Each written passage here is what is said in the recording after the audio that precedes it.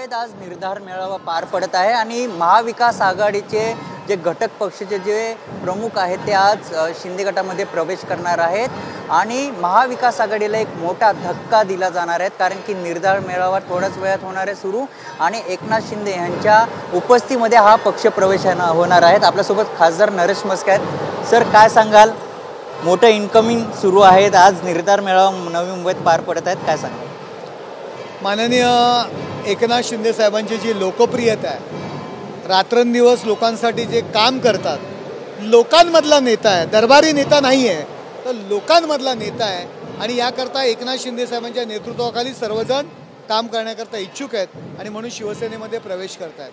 पण बघितलं नवी मुंबई महापालिका आहे, या ठिकाणी कोणाचा झेंडा पडवा ना, सगळ्यांकडे एक प्रश्नचिन्ह उपस्थित का? नवी मुंबई महापालिकेमध्ये अनेक वर्षापासून अनेक प्रश्न प्रलंबित आहेत, सिडकोचे प्रलंबित आहेत, MIDCचे प्रलंबित आहेत आणि शिवसेनेच्या माध्यमातून बरेचसे विषय आम्ही सोडवतोय।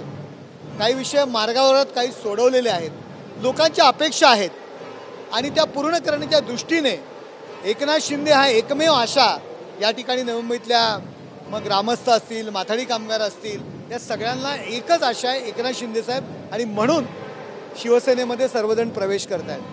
आपण जर बघितलं शरद पवार आणि अजित पवारांमध्ये वारंवार बैठकी सुरू आहेत तर दुसरीकडे राज ठाकरे आणि उद्धव ठाकरे एकत्र येणार ही चर्चा सुरू आहे, कसं पाहता याकडे? आता ते जर एकत्र येणार असतील व एकत्र येणार असतील तर उघड्या डोळ्यांनी बघू, आम्ही डोळ्यांनीच पाहणार ना।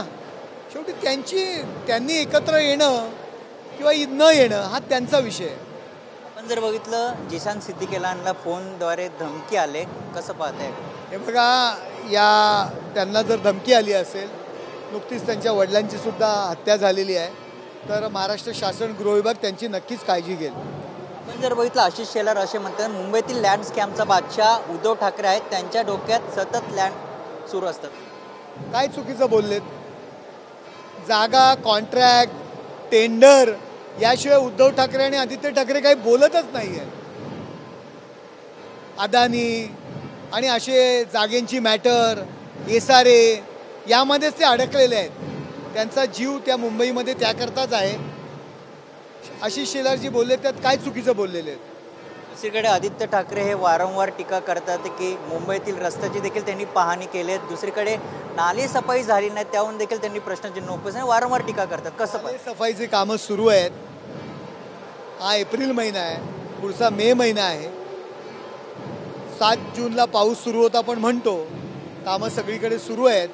आता रस्त्यांच्या संदर्भात ते बोलणार ना, शेवटी त्यांचा मलिदा येणारा जे काही पैसे येतात भ्रष्टाचाराच्या मार्गातून ते मिळणार नाही आहेत ना। सिमेंट रस्त्याची कामं सुरू आहेत, यापूर्वी फक्त पॉटहोल भरण्यासाठी टेंडर काढली जायची, आता सिमेंट रस्ते बनवत आहेत म्हणजे नाहीत आणि यांचा फायदा होणार नाही, त्यामुळे अशा पद्धतीने ते टीका करतात। एक शेवटचा प्रश्न आहे, आज निर्धार मेळावा आहे, उपमुख्यमंत्री एकनाथ शिंदे हे आज मार्गदर्शन देखील करणार, का वाटतं कुठलं मार्गदर्शन असं, कारण की आगामी निवडणुका देखील जवळ येतात? हे बघा, नवी मुंबईचे प्रश्न आणि शिवसैनिकांना मार्गदर्शन ते करणार। या नवी मुंबई महानगरपालिकेवर महायुतीची सत्ता आणण्याच्या दृष्टीने, महायुतीचा भगवा झेंडा फडकवण्याच्या दृष्टीने ते मार्गदर्शन करणार। हे होते आपल्यासोबत खासदार नरेश म्हस्के आणि महायुतीचाच भगवा झेंडा हा महापालिकेवर फडकणार अशी प्रतिक्रिया त्यांनी दिली आहे। कॅमेरामॅन आदिल सह मयूरज जाधव, TV9 मराठी, नवी मुंबई।